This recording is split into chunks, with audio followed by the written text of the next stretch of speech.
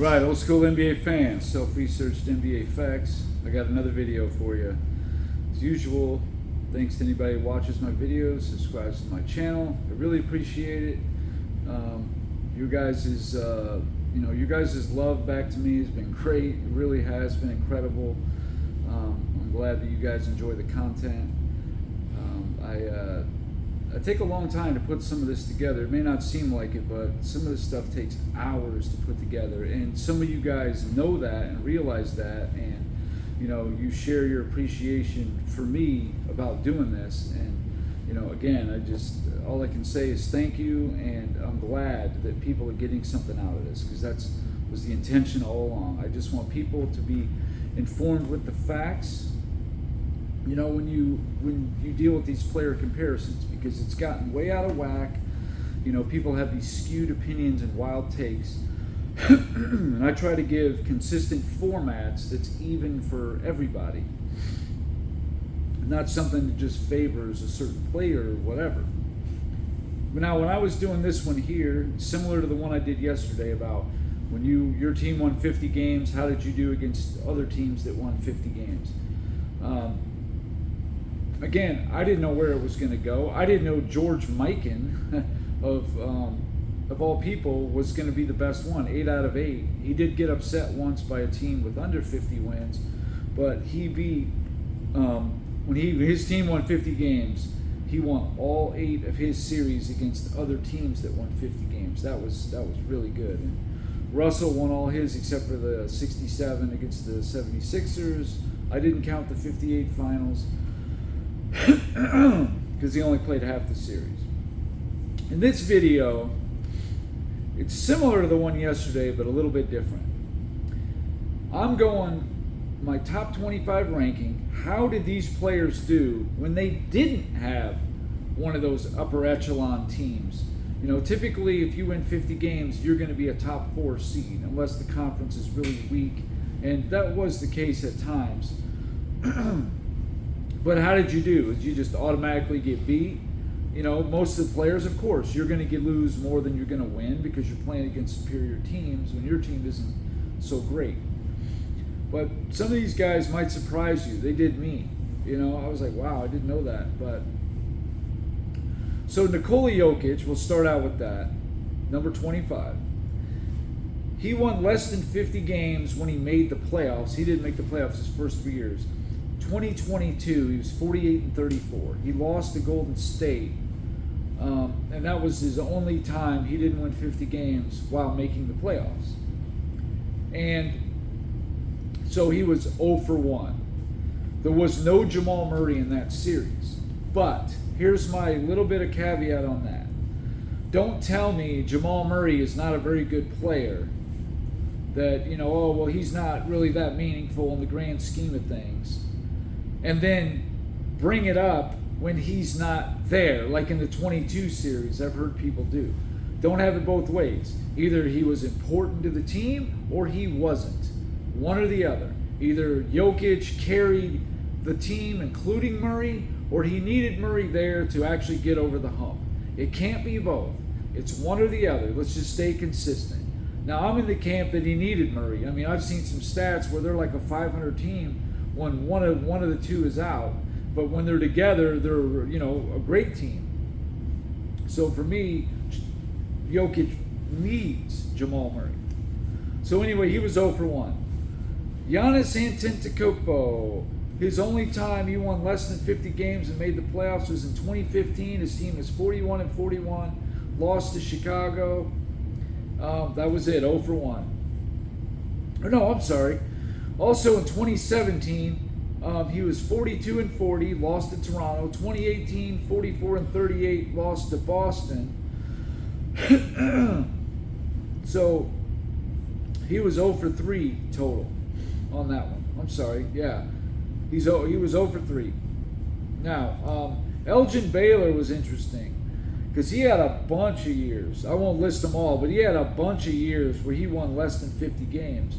But he actually won 7 out of 14 series when he won less than 50 games. 3 of those teams had better records than he did, which is pretty good, but he beat no 50-win teams.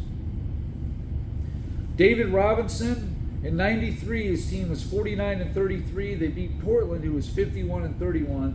And then he lost to Phoenix, who was 62-20. That was it. So he won one of two. Beat one team that was better than him, and he beat one 50-win team, coming from a place of winning less than 50 games. Bob Pettit won 7 of 12 series. He beat one team with a better record than his. He beat a bunch of teams. Like his team would be 34-38, and he beat another team that was 34-38, or he was 33-39, he beat another team that was 33-39. So to me, that's just like whatever. But he beat one team that had a better record, and he beat one 50-win team, and of course that was the 58 Celtics, where Russell was out for half the series. But whatever, that's what happened. Kevin Durant, 1 out of 4 times when he won less than 50 games, and he won a series. And that was just last year in 23 when they beat the Clippers. But the Clippers had a worse record. So he didn't beat a team with a better record than his. And that he had shots in 22, 23, and 24. And he won the one series by a team with a less record. Did not beat any 50-win teams. Kevin Garnett, he had 6 shots at it. He won one series. One team with a better record, no 50-win teams. Kevin Garnett. Karl Malone, he had more than I thought he was gonna, but there were 7 times where his team won less than 50 games. They beat 1 out of 7. That's it. And that one team did have a better record, and that team did win 50 games. And that was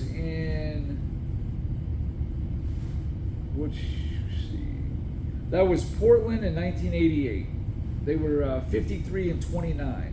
And that's it. Karl Malone beat one 50-win team when his team won less than 50 games. 1 out of 7 series total when his team didn't win 50 games. Not great. George Mikan, only that last year in 56 when he came back for like that half year. He's number 17. His team was 33-39, lost to St. Louis, who was 33-39. That's it. There's nothing else to tell there. 16, Oscar Robertson. He won 1 out of 5 series. One team that had a better record than his. And that was in 1963.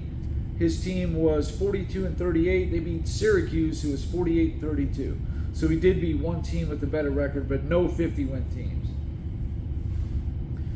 Steph Curry, he didn't have a lot of instances, but he did have 4. In 2013, 47-35. They beat Denver, who was 57-25. So right there, he got a win, but then lost to San Antonio. And then in 23, they beat Sacramento and then lost to the Lakers. So he won 2 out of 4, which actually isn't too bad. 2 teams with better record. He beat one 50-win team. Not bad. Moses Malone. Now he beat 4 out of 12, 2 teams with better records than his, and he beat 2 50-win teams, and that was both in 1981 when they had that great run. When they beat the Lakers, they were a 40-42 team. I think this is the best run ever from a team under 500. 40-42, they beat the Lakers, who were 54-28. They beat the Spurs, who were 52-30. Then they beat Kansas City, who was 40-42 like them. Can't believe that was the Western Conference Finals. 2 40-42 teams, that's crazy. Then they lost to Boston in the finals, who was 62-20. But all told, he beat 4 teams out of 12 chances, 2 of them that had better records, both the year I just named, and 2 50-win teams. Number 13, Jerry West. Jerry West won 5 out of 11. 2 teams with better records than his. 1 50-win team, that was the 1971 Chicago Bulls, who won 51 games. His team, West team, won 48 games. That's it. But he had a lot of cracks at it. Dr. J, He won 2 out of 6. I included the ABA, but no teams with the better record and no 50-win teams. So he was, he was 45-39 and beat a 36-48 team, stuff like that. He was 47-35 and beat a 37-45 team, stuff like that. Number 11, LeBron James. He won 3 out of 7, but only 2 were teams with a better record.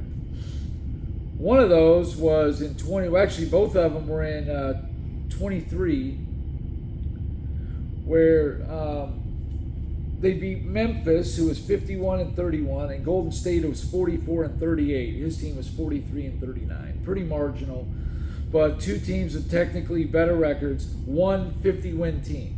And he had 7 cracks at it. So anyway, that's what it is. He'd be one 50-win team when his team won less than 50.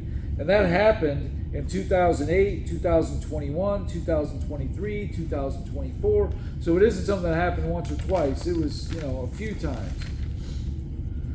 Shaquille O'Neal, he only had 1 season where his team didn't win 50 games. That was the 2007 Miami Heat, and they got beat. So by the Chicago Bulls, who were 49-33. That's it. Number 9, Tim Duncan, never won less than 50 games. Nothing to talk about. Number 8, Hakeem Olajuwon, a lot to talk about here. All told, he had 13 series when his team won less than 50 games, and he won 6 of them, which is really good, actually. All 6 had better records than his team, and 5 of them were 50-win teams. Now, the 95 team was 47-35, and they beat Utah, who was 60-22, Phoenix, who was 59-23, San Antonio, who was 62-20, and Orlando was 57-25. That's just great stuff. And then in 96, the next series he played, they were 48-34. They beat the Lakers, who were 53-29, meaning he won 5 straight series against teams over 50 wins when his team was under 50 wins. That's incredible. It really is. And I went back and looked, and Clyde Drexler joined the team, okay? The Rockets were 30-17 without Drexler. With Drexler, they were actually 17-18 when they acquired Drexler. So they were actually better without Drexler than with him in the regular season. So I used to think maybe the regular season record was deceiving, but I don't think so. I think it was actually, they actually was a little better than what they were. They just gelled at the right time. But anyway, 5 50-win teams. I think that's going to probably be the best on this whole list. Wilt Chamberlain, he had 6 cracks at it. He won 3. 2 of them were against teams with the better record, and he beat one 50-win team. Again, the same as Jerry West, the 71 Chicago Bulls. They were 51-31. Number 6, Larry Bird, never won less than 50 games. Number 5, Kareem, he only won less than 50 in 78-79. In 78, he lost to Seattle. 79, they were 47-35. Beat Denver, who was also 47-35, and then lost to Seattle. So he was 1 out of 3, didn't beat any teams with a better record, no 50 wins. Magic Johnson never won less than 50 games. Kobe Bryant, number 4. He only ever had 2 cracks at it, and that was 06 and 07 against Phoenix. Lost both, so he was 0 for 2. Number 3, Magic Johnson, never won less than 50 games.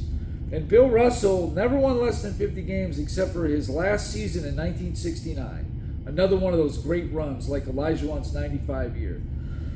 1969, Russell's Celtics were 48-34. They beat the Philadelphia 76ers, who were 55-27. They beat the Knicks, who were 54-28. And then they beat the Lakers, who were 55-27, to win all 3. So Russell was 3 for 3, all 3 teams with better record than his, and all 3 50-win teams. Remarkable. I'd say the next best to Olajuwon. Michael Jordan, he was 3 for 8. Now, obviously, he lost in 85 to the Bucks, 86 to Boston, and 87 to Boston. His team didn't even have a winning record. And those teams won 59, 67, and 59 games. So there is no shame in losing to those three teams at all. However, the rest of them, in 89 was another year he didn't win 50 games. They were 47 and 35. They beat Cleveland, who was 57 and 25. They beat the Knicks, who were 52 and 30. Lost to Detroit, who was 63 and 19. So they won 2 out of 3 that year. And then the only other year was in 95, same record, 47 and 35. They beat Charlotte, who was 50 and 32. Lost to Orlando, with 57 and 25. So Jordan won 3 out of 8, but again, 3 of those were, going to be impossible for such a, great teams they were, and bad teams the Bulls were at that time. But he beat 3 teams with better record than his team, and 3 50-win teams. I mean, that's the second best. Him and Russell have 3, and Olajuwon has 5, and that's the best on this whole list. Now, I do realize that not everybody had chances at it. Some had more than others. But you go percentage-wise and who, really captured their opportunities. And, I think Olajuwon, Russell, those names really jump out at you. LeBron won 3 out of 7, for example, and Jordan won 3 out of 8. However, LeBron only beat 1 50-win team, and Jordan beat 3. So you can look at that a multitude of ways. LeBron beat 2 teams that had better records. One of them was 1 win better. And then Jordan beat 3 teams with better records, and they were significantly better. Cleveland in 89 had 10 more wins. The Knicks had 5 more wins. And in 95, well, I guess there's only 3 wins. Charlotte did there. But anyway, that's it for this video. I just want to get that information out there. What happened when players had won less than 50 games? How well did they do? Some did good, some did not so good, and some did it somewhere in the middle. So anyway, that's it for this video. Thanks for watching.